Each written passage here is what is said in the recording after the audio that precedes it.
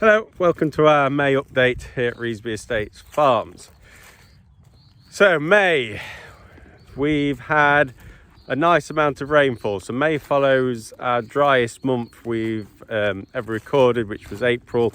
It was 3.2 mil of rain in the whole month, which was starting to send the crops into a bit of stress come the early part of May. They were starting to stand upright, looking for moistures, but luckily we've had 60 mil of rain during May, which has been a nice amount, steady amounts all throughout the month, and it has set the crops up lovely. Now all we need is some sunshine, which, as you can see from the grey skies behind me, as we stand on the last day of May, we're not getting at the moment, but hopefully, fingers crossed, we do get some. Now, you can see behind me, this is our Chickpea Trial. I thought during this this update we'd just talk a little about the trials. We haven't done a lot this year on the trials we've got on the farm. So actually, in total this year, in crop, we've got 12 different trials running. So they're, if you like, growing trials, different ways we're growing the crop. Now they range from wheats, rapes, oats, beans and the chickpeas, so all the crops, and the sugar beets. We've actually got 13 trials, so all the crops we actually grow on farm. We always do trials within them, some off our own backs and some in conjunction with agri, to just keep learning, keep evolving. So we're looking at the crops, looking at the varieties, looking how they respond, so we can keep doing the best we can to be as efficient as we can, but also be as environmentally friendly as we can.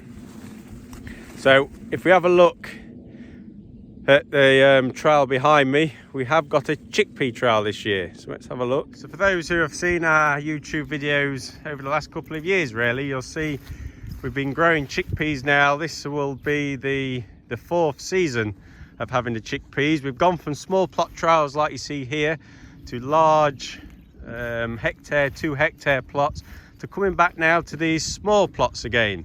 The reason for this is we've learnt we can grow them through our machines. We can handle them with the machines we've got available on farm, but what we aren't able to do is quite get the yield out of them or get the consistency we need. So to do that, we've come back to the small plots.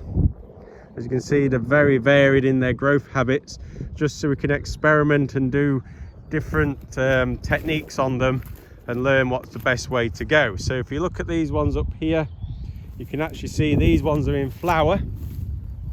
Now the difference here is these were drilled in February.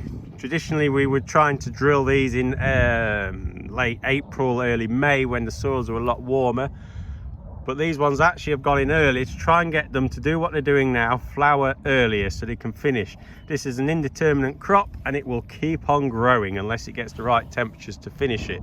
So hopefully by getting them into flower, when we hit the high heats of summer, these have done their job and they will finish. And then as we come on down the trial, so at this point here across, these were drilled early February, these were drilled late February, and then right down the bottom with the more traditional timings. Now I have to be very careful. One thing we have on here, which, because again these are in a trial situation, we can control everything. Now if you look at these stakes here, there is actually, this is where I fall over, I've got one, there's a black thread running, which runs to the stake. That's just to deter the birds from landing on them. Obviously we can't do that on large field scale, so we do it in these small plots, and it just allows us to take one thing away, which is the bird damage. We can deal with that, take that away, so that's not affecting them. So as we come down here, so this is the late February sort of drilling, and then we get into the more traditional, and you can see the big effect we've had there. So when we come into the sort of April drilling window, a lot less developed crop, nowhere near flowering yet, compared to those ones which are now flowering. So this is how we've traditionally been trying to grow them, and that's what the trials has allowed us to do. We've got this net running around the outside. This is just to keep things like hares and rabbits off. And interestingly, that plot there was drilled at the same time as that plot there, and you can just see what the wildlife does to these plants just nibbling here. You can see where the hares have been sat and nibbled the top off them. But again, having them in small plot trials means we can control their environment a bit easier, just to basically see what they've got the potential of doing before we take them into the field. So there are chickpea trials this year, scaled back, but still trying to learn what we can so we can move forward and get UK grown chickpeas in the future. And then if we spin this way, on the back of those we've got the spring bean trials in here. You can see them all on the 2-meter plots. This is basically just assessing varieties on here, all replicated plots, all running down to the bottom of the hill. You can see a different coloured one running here across here. So these will just be assessed for scores of disease and yield and return on there. Then I'll just take you now to have a look at another trial we do. So this is natural trial within a grown crop using mechanical. Here you can see us trying to hoe out a weed called blackgrass.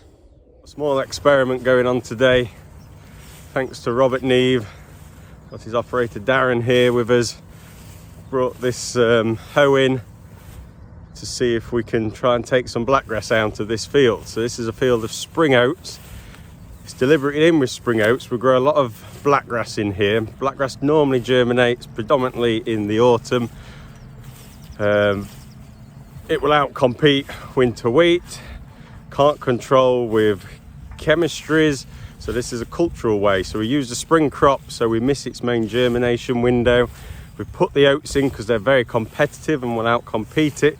But to just give us a little bit of a advantage, we brought this hoe in to try and hoe between the rows. Let's have a look what it's been doing. So here is Darren working this by eye, keeping it lined up with the rows.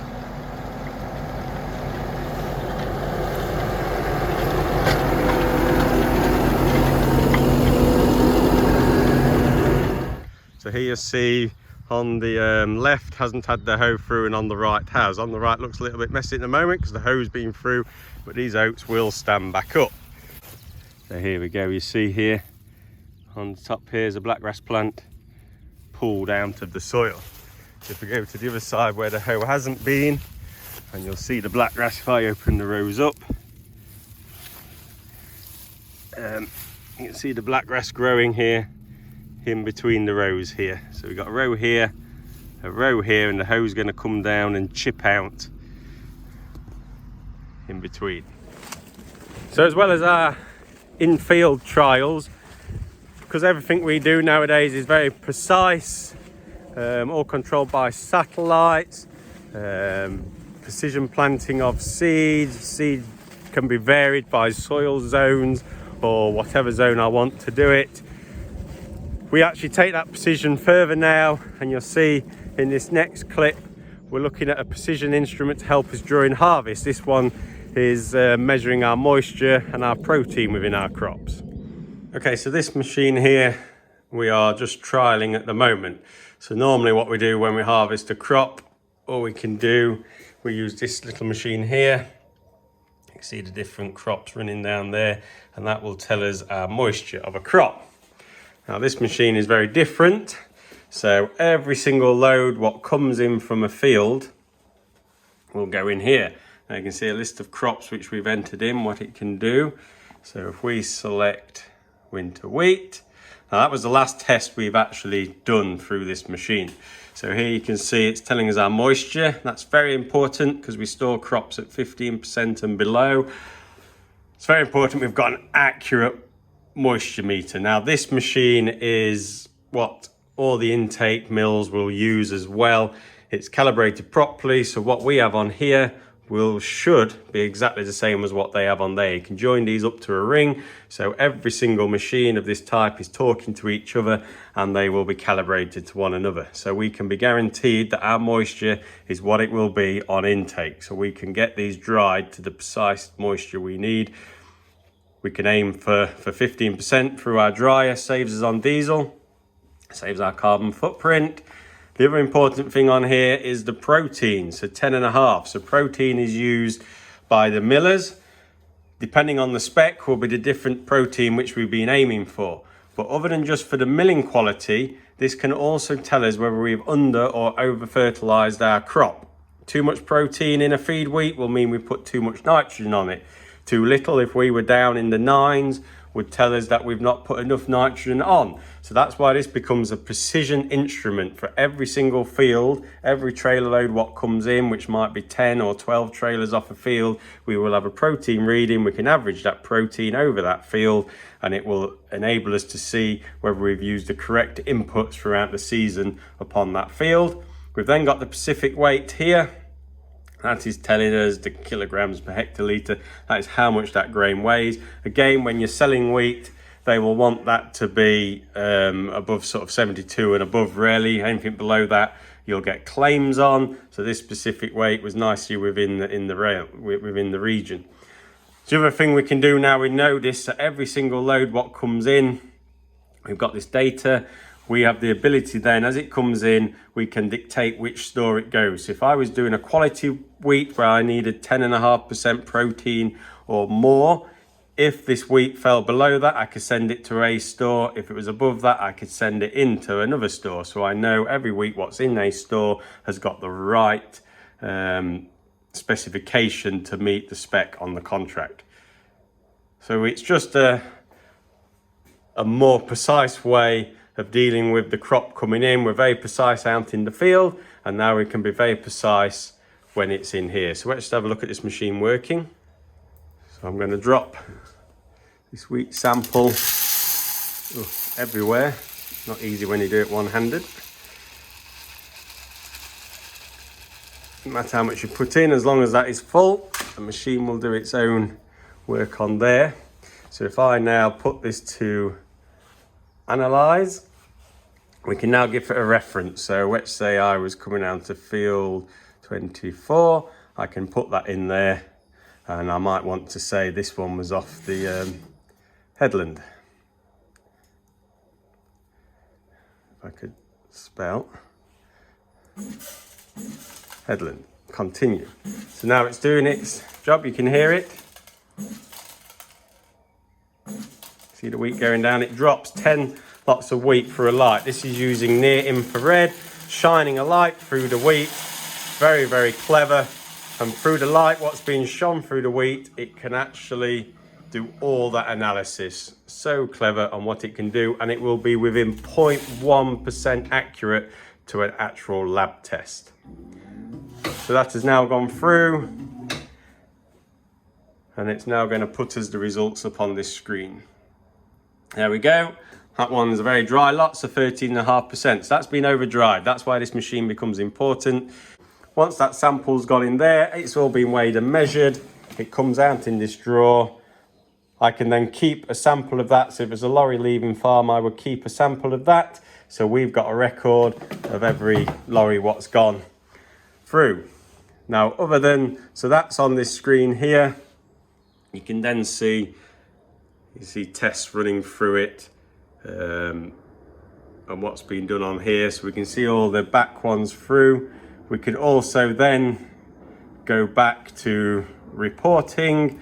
Want to report on a product, we're going to report on wheat, search. There we go, because the time date was in this. You can then see that test what we've just done running here. We can export this onto Excel, onto the computer, trap all that data, and then basically analyze it down as we want. So you can see sample field 24. If we had lots of 24s, we'd have all the proteins running here, and we can work out the averages below. So yeah, just trialing these machines to see what we think of it. We'll try one or two more to see what we get, but I think it's got a lot of use to trap a lot of data within the grain to help us make decisions going forward.